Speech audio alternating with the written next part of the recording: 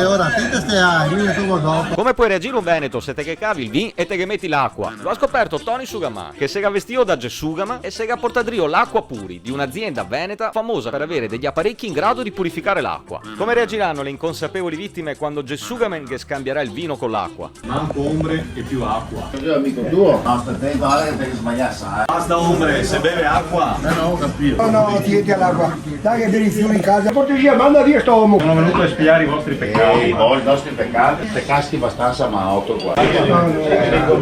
No, benedizione. La benedizione lo do io solo. Cosa avete predicare? Cosa? Guarda che mi ho fatto il crichetto, il prete, il secretariato, tutto quanto. Guarda il vescovo. Gesù, dai, cavigli, faccia, taglio che ti a barba, mettete a posto. Ora qua capo, ghiaccio, l'acqua puri e porto via l'ombra. No, scusa, un momento, metà paromo. Non cavai via tutti quanti. Non cavai via che con l'acqua, l'acqua puri. Sei il circo a che parole? Non che sei il circo, mi sono Gesugamen. Ha visto che bei cavi che va? Guarda che si dice mare dal paradiso.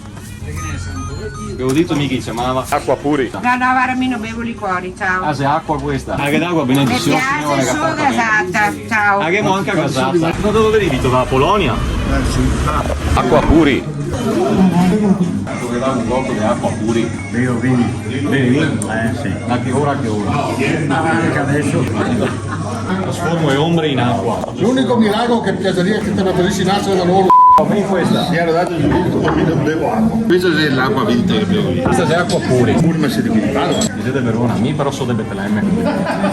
E vengo da Betlemme. Pare che te mi sai radurare che ha da fare. Infatti effetto tutti i posti. Sì, sei trovati per amori, no? E così, tra strette di mano ed abbracci, si conclude il nostro esperimento. Abbiamo portato un sorriso a delle simpatiche persone, concludendo tutti insieme con un brindisi di acqua puri.